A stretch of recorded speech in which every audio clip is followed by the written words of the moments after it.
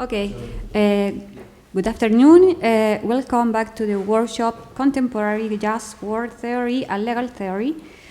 Correspond to present the Professor Helen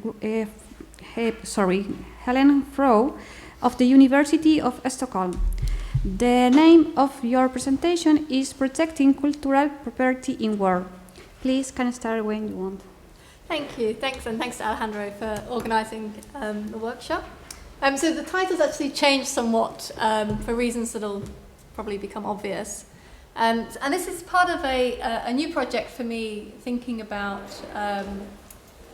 how we should understand the moral status of cultural heritage and what implications that has for thinking about how we should fight wars. And of course, the destruction of cultural heritage is nothing new, but it's become kind of much more readily apparent, I guess, because of the internet and sort of greater communication, that when that these days we are kind of presented with images of groups like ISIS destroying monuments in the Middle East, for example, and it's all over the newspapers and our TV screens in a way that it wouldn't have been previously. So we're much more aware of these kinds of acts of destruction. And there's already a fair amount of legislation, so legal conventions that cover the treatment of cultural heritage during conflict.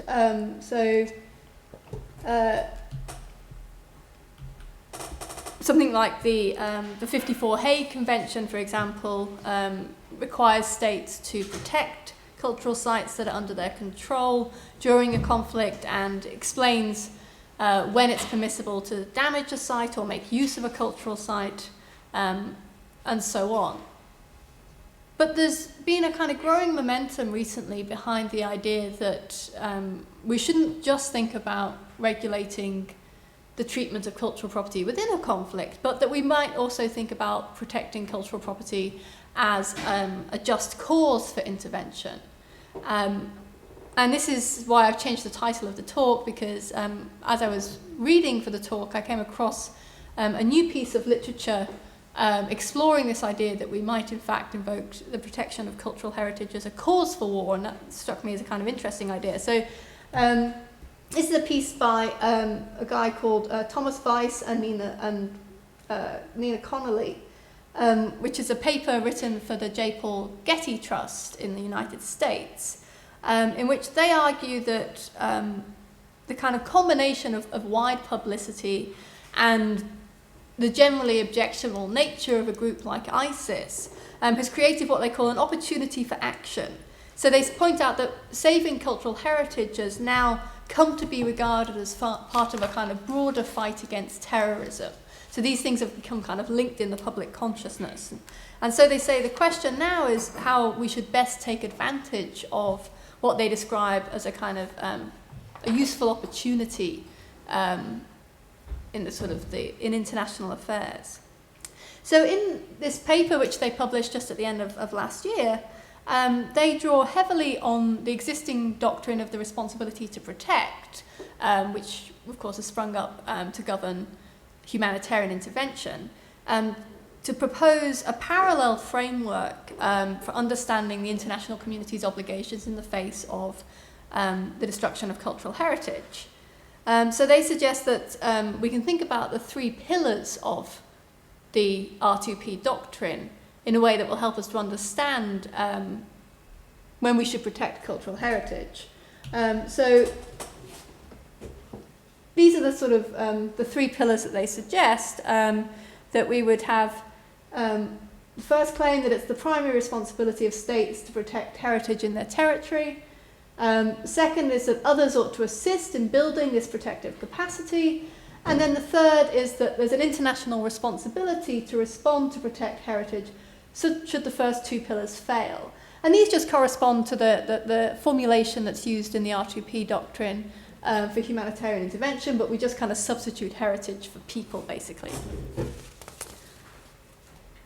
Now, I want to suggest that, like a lot of people who urge the forceful protection of cultural heritage, Weiss and Connolly's account is insufficiently sensitive to a distinction between instrumental justifications for the protection of heritage, which are ultimately grounded in the protection of other moral goods, and what I'll call constitutive justifications, which focus much more on the value of the heritage itself. And I think the blurring of these two types of justification has served the end of kind of garnering support for forcefully protecting heritage. So if we think about someone like the paper by Weiss and Connolly, they're quite explicit about wanting to capitalise on the way in which people are now equating protecting heritage with stopping terrorist attacks against people. But I suggest that the proposal that we might use force to protect cultural heritage demands much more sort of substantive and independent justification than has been forthcoming so far. And that the same is actually true of even what looks like a weak claim that we should direct our resources, our non-military resources, so our money, for example, towards protecting cultural heritage. I think Weiss and Connolly's proposal belies what seems to me a really complex and genuine moral challenge that's raised by the idea that we should protect cultural heritage, and that understanding these moral challenges has to come before we start thinking about what the policy should be.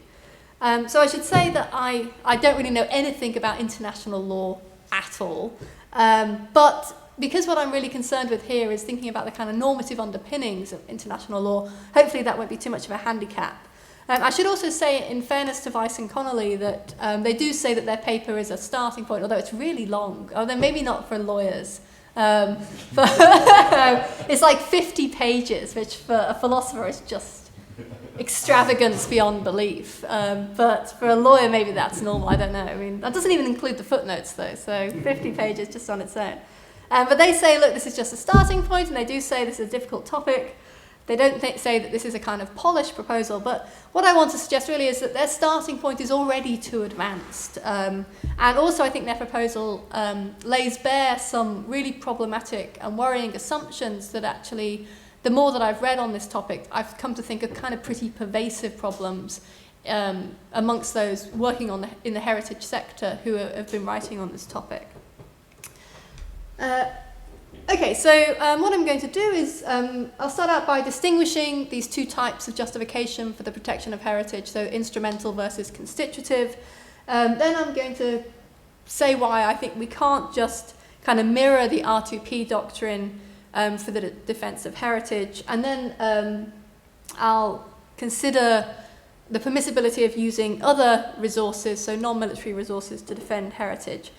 So at this stage, I'm afraid I'm very much sort of just identifying problems and stuff that we should think about rather than offering any kind of concrete solutions. But I think being clear about the kinds of issues that we need to address in order to really have a kind of a rich account of the status of cultural heritage is going to be the prior step before we can think about how we should have how we should develop our laws or our policies.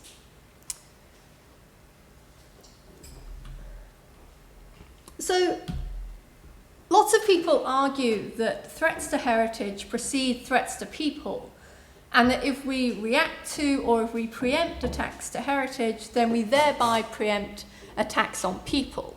And so, of course, this is an empirical claim, and if it's true, then it would indeed help to justify the use of force in cases in which heritage is threatened. So, I'll call this an instrumental justification for protecting heritage, because it basically says, look, by protecting heritage, we can achieve other morally important ends. And there are other types of instrumental justifications as well. So, for example, we might point to the effect of destroying heritage on, say, a country's capacity for post-war reconstruction, or we might point to the way in which stolen artifacts are used in order to fund militia groups and so on.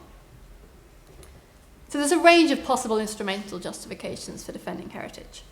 But one of the things that's noticeable about the heritage, the people working in the heritage sector, is that they don't typically claim that we ought to protect heritage only in cases in which we thereby also prevent further harms to people.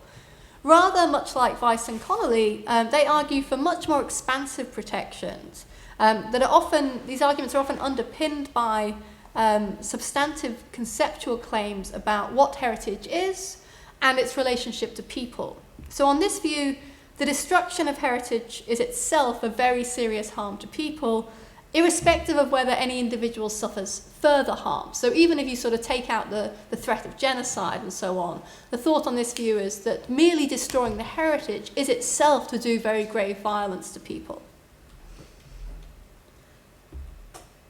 So this kind of approach of equating with, the saving of heritage with the saving of lives is one of the ways in which proponents of these arguments have tried to diffuse the objection that they're prioritizing stones over lives. And this has been a kind of a complaint that has appeared in reaction to a lot of the coverage in the media about the destruction of cultural heritage by groups like ISIS, that people in the West just care so much more about the fact that we're destroying buildings than we do about the fact that, say, there are thousands of refugees flooding out of these countries. So Weiss and Connolly argue that the protection of people and the protection of heritage are inseparable.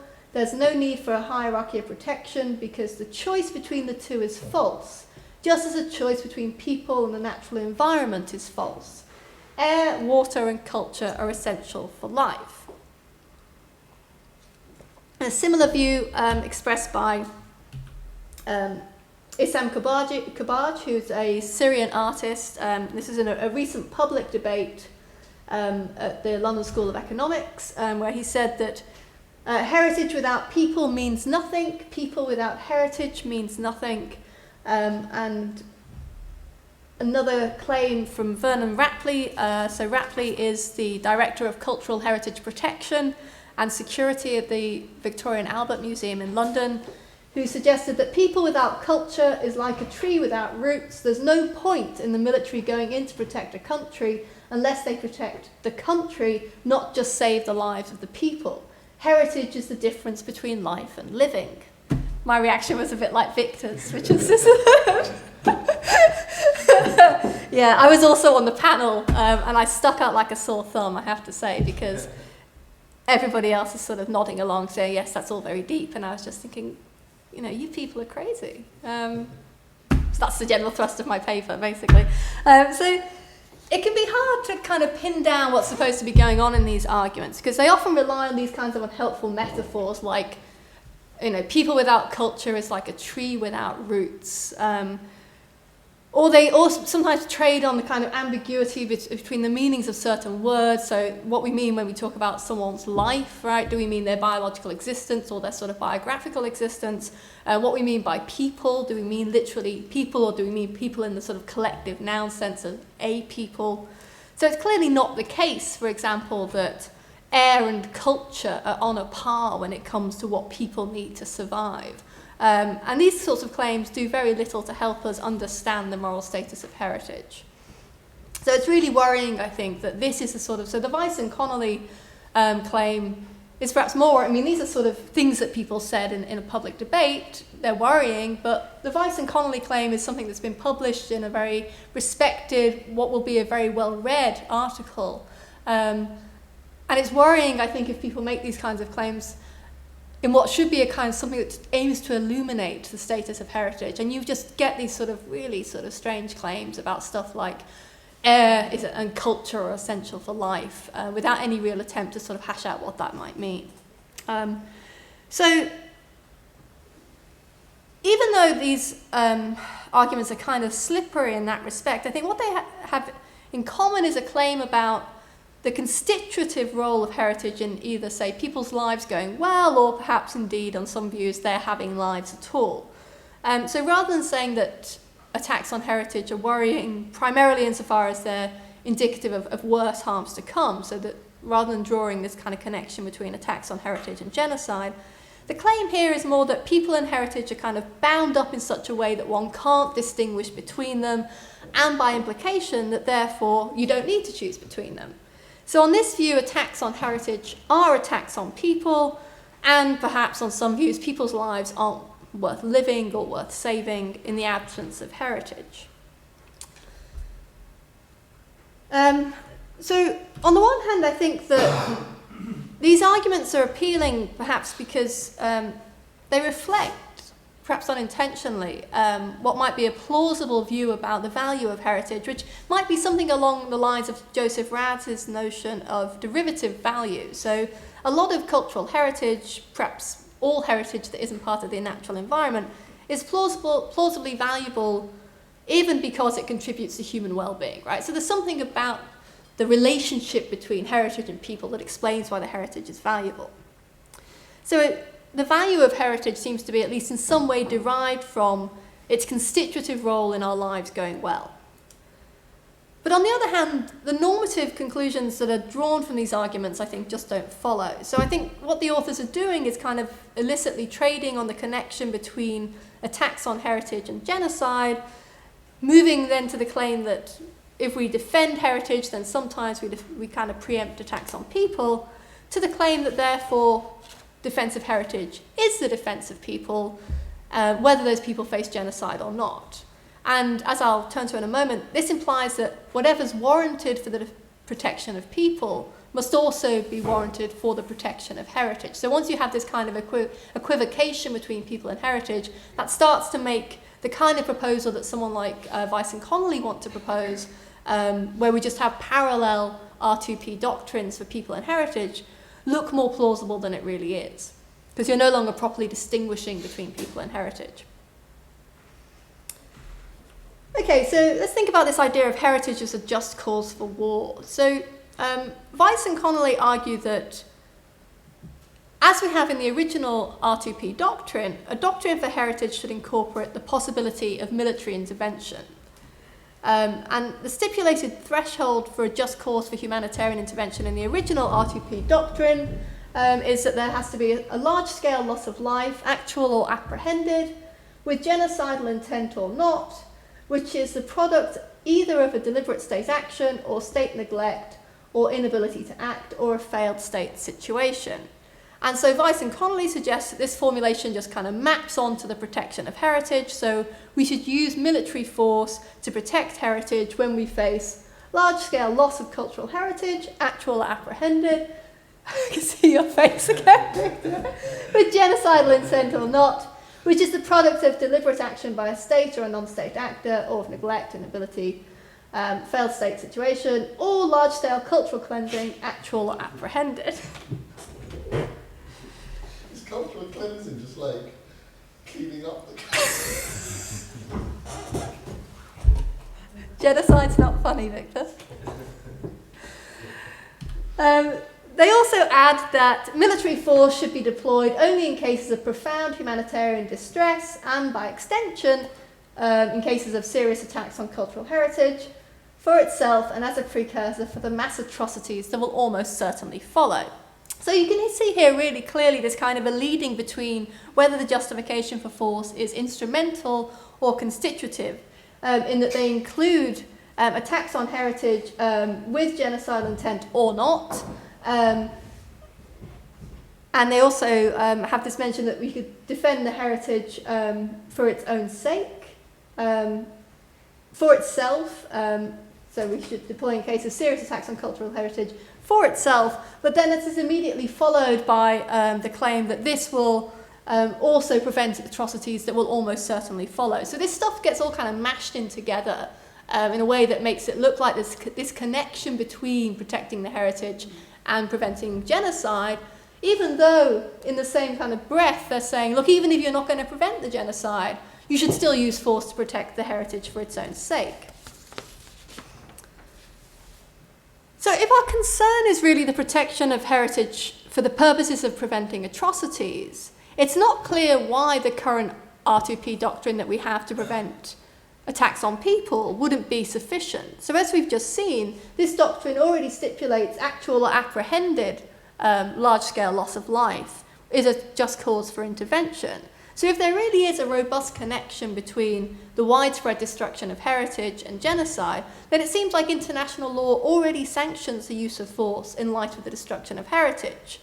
So the efforts of those people who are concerned to save heritage would be best directed towards just producing solid empirical evidence of this connection, rather than drafting new norms. But as we've just seen, Weiss and Connolly propose a wider scope for the defence of heritage, to include the defence of heritage for its own sake. Now, the most obvious problem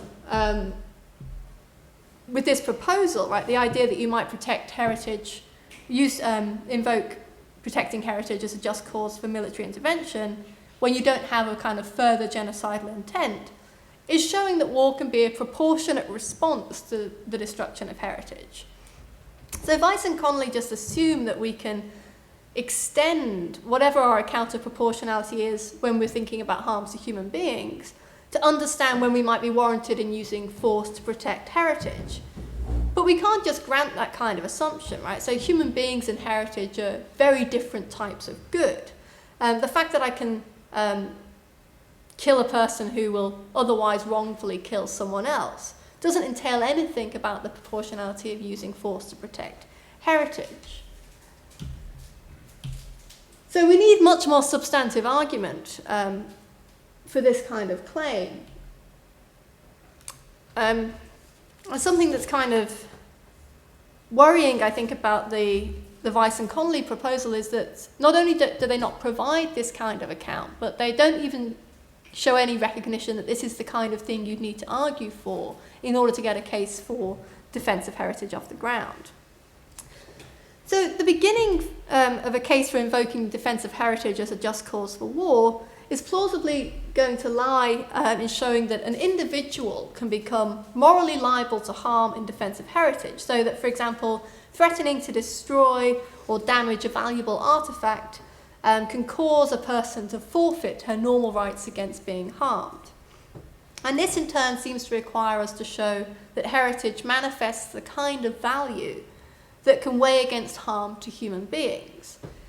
Now, clearly not everything that's valuable to human beings or makes our lives go well is going to warrant forceful defence, let alone lethal defence.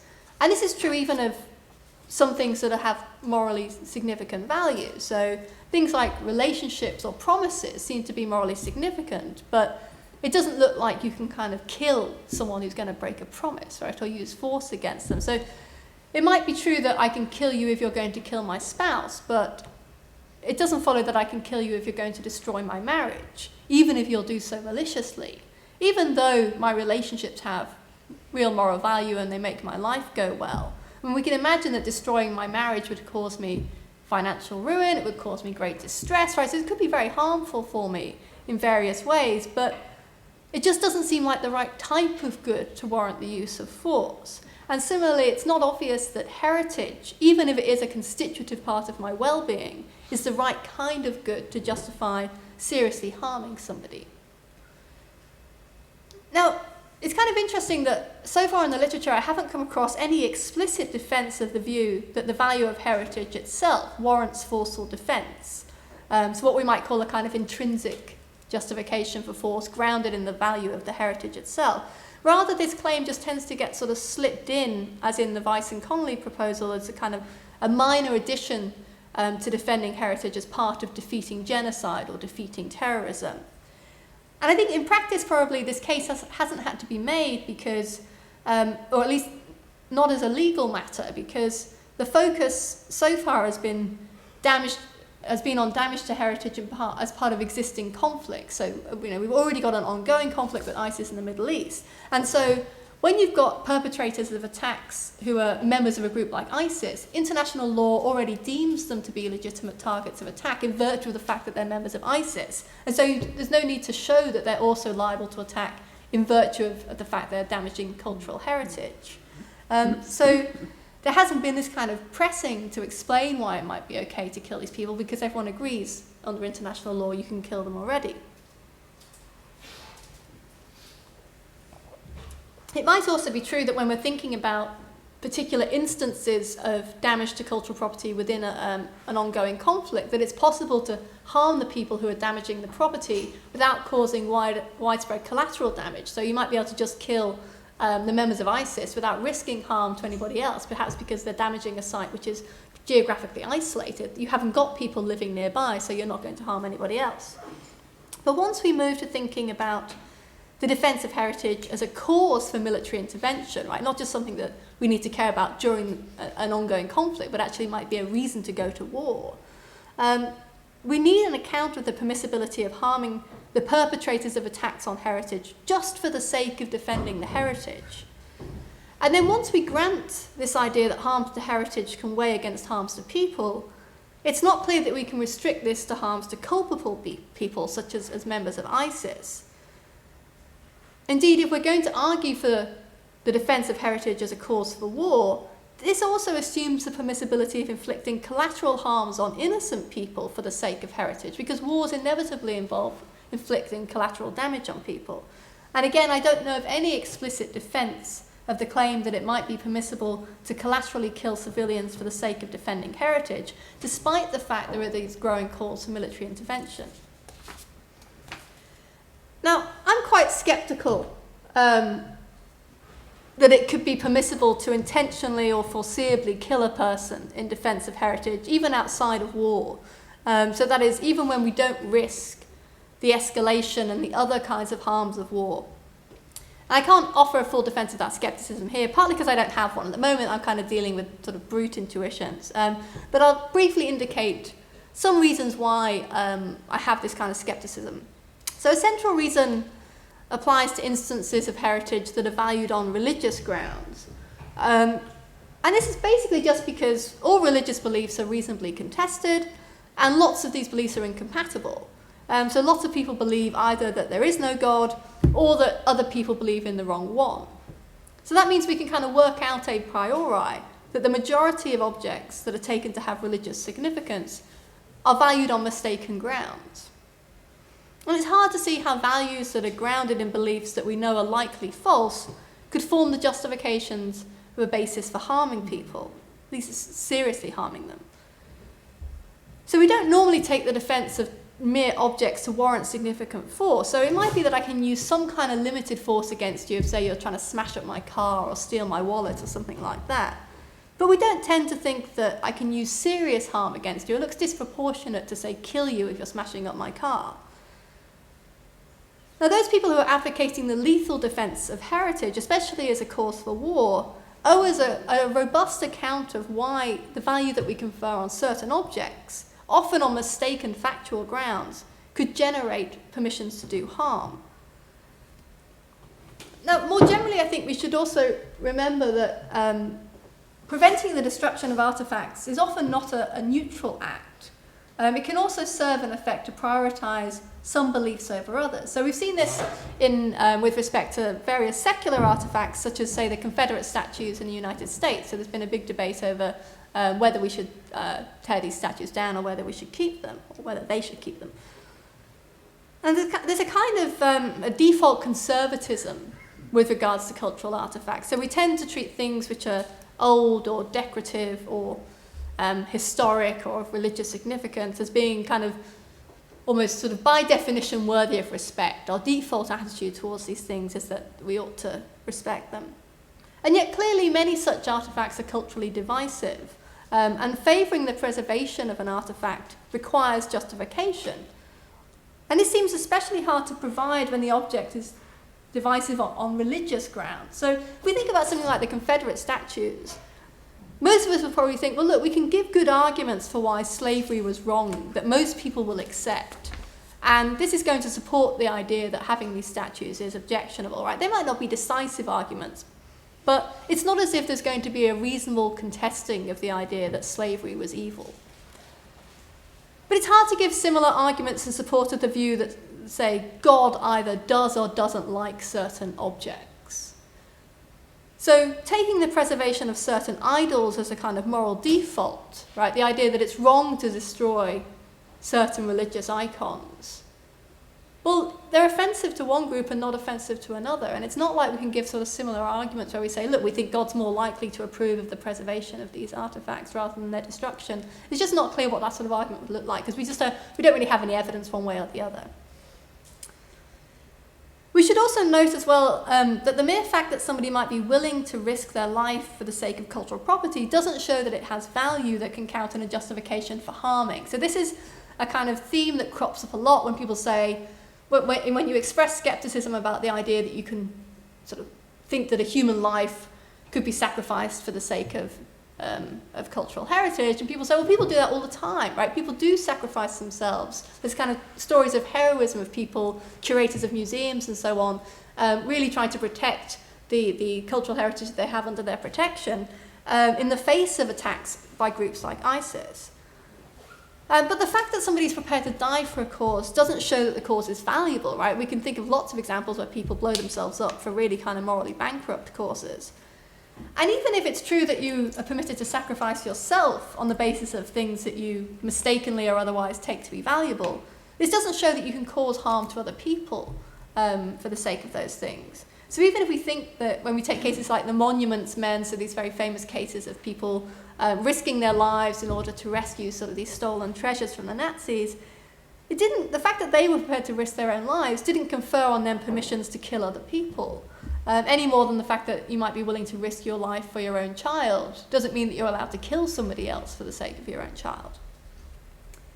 So these are just some of the initial difficulties with making the case for using force for defending heritage. But I think it's also worth considering what probably seems like a much less contentious part of Weiss and Connolly's proposal, which is that states ought to support, that is, financially fund, the protection of heritage in other countries. So, Weiss and Connolly have a fairly cursory reference to what they call the optics of intervening to protect heritage when lives are at risk, but they actually say very little about the moral dilemmas we might face when we're deciding how to direct our resources.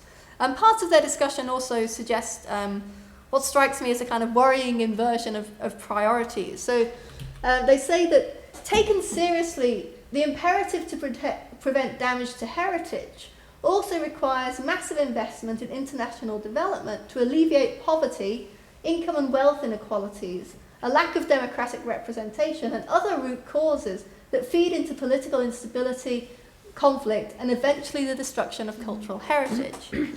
So, this seems like a very strange way to think about the reasons we have for alleviating poverty and trying to sort of do away with inequality and tyranny. Right, so these things seem to be the real imperatives, or at least imperatives in themselves, rather than just mere means to protecting heritage. And so when you see this kind of language in a serious proposal for how we ought to draft laws for the protection of heritage, it's really not surprising that people living in these countries feel like we're prioritising stones over lives, because it's sort of there in black and white that the reasons we have to alleviate poverty is that we can protect cultural heritage. And that's just a bizarre view about how we should care about these things and how we should weigh them against each other. Now, I don't think that means that it's impermissible to spend our resources protecting heritage, but we do need some explanation of when and why it's permissible to do so, given that we've got finite resources, and money that we spend on heritage is necessarily money that we're not spending on saving lives more directly, at least, so say by curing disease or trying to alleviate poverty. So a lot, I think, depends in this case on who's doing the spending. So I think it's plausibly permissible for individuals to choose to direct some of their own resources towards cultural heritage protection, at least if you're a non-consequentialist. So non-consequentialists believe that once we as individuals have discharged our duties to aid, we're allowed to use our remaining resources to pursue our own interests. So I can go and buy records or go to the theatre, even though those resources could save lives if I directed them towards poverty alleviation. Now, if it's permissible for individuals to sometimes pursue their own interests in art or records or whatever at the expense of saving lives, it seems like it must be permissible for somebody to fund the protection of cultural heritage rather than, say, funding shelter for Syrian refugees. Now, importantly, this permissibility doesn't seem to depend on claims about the relative importance of, say, saving artifacts compared to saving lives, or the value of artifacts compared to the value of Syrian refugees, any more than the permissibility of buying records seems to rely on me being able to show that it's more important that I buy records than I save lives, or that the value of the records is somehow greater than the value of people's lives. So the non-consequentialist claim is that individuals who've discharged their duties to aid are permitted to pursue their own interests, even if doing so is less morally important than other things one might do. But thinking about what individuals may do doesn't seem to answer the question of what governments can do. Sorry, I'm not very good at doing the PowerPoint. There we go. All right, so I think on the contrary, perhaps it gives us some reason to think that governments aren't allowed to direct their resources towards cultural heritage protection. So individuals are free to use their resources to pursue their own ends only once they've discharged their duties to aid. Now, most people at least partly discharge their duties to aid through taxation. And this means that the money that the government has in their foreign aid budget, for example, isn't money that can be spent pursuing cultural interests of the sort that individuals are free to pursue with their surplus resources. Rather, this is money that has to be used for aiding, and therefore, plausibly, it's money that should be used to minimise harm. So this claim that we ought to minimise harm when we're aiding is the claim that underpins the effective altruism movement that many of you are probably familiar with, which holds, for example, that ordinarily it's wrong to donate to, say, anything but the most efficient charity. So it would be wrong if you're going to give $100 to charity, to give it to a charity that would use it to save 10 lives when another charity would have used it to save 20 lives. Now, effective altruists think that this is true even when you're not under a duty to aid to begin with. So even if you're making an optional donation, it would still be wrong to deliberately donate the money to where it would do less good. But even the weaker claim that resources that we're obliged to give should be directed to where they do the most good seems to challenge the permissibility of using money from a government aid budget, say, to protect heritage.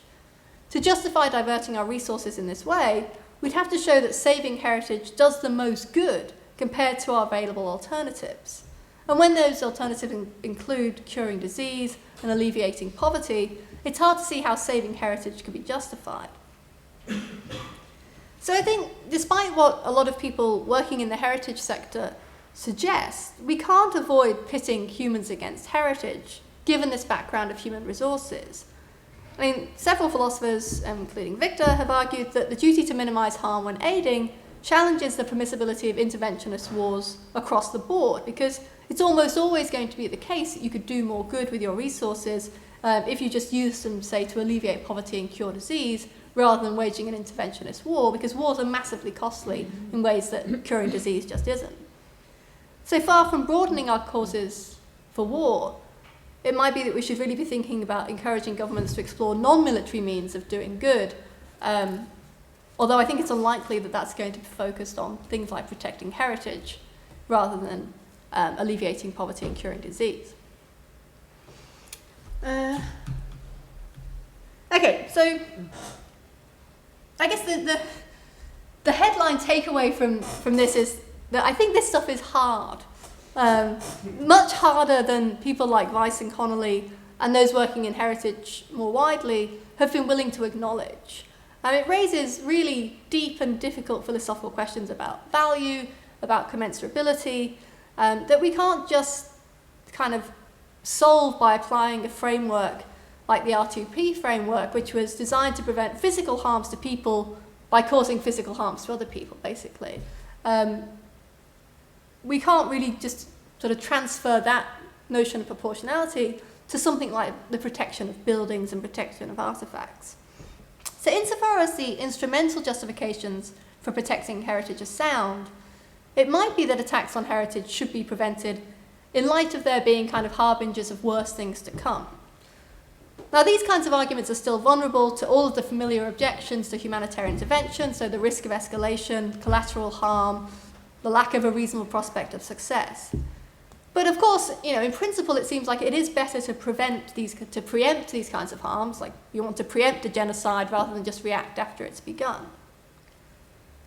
But the persistent and kind of pervasive conflating of these sorts of instrumental justifications with claims about protecting heritage for its own sake is doing little to illuminate the moral status of heritage. And even the seemingly milder claims about using non-military means to protect heritage aren't straightforwardly true. So a lot depends here on the nature and the scope of our duties to aid, and in turn on how our governments may fulfill those duties on our behalf.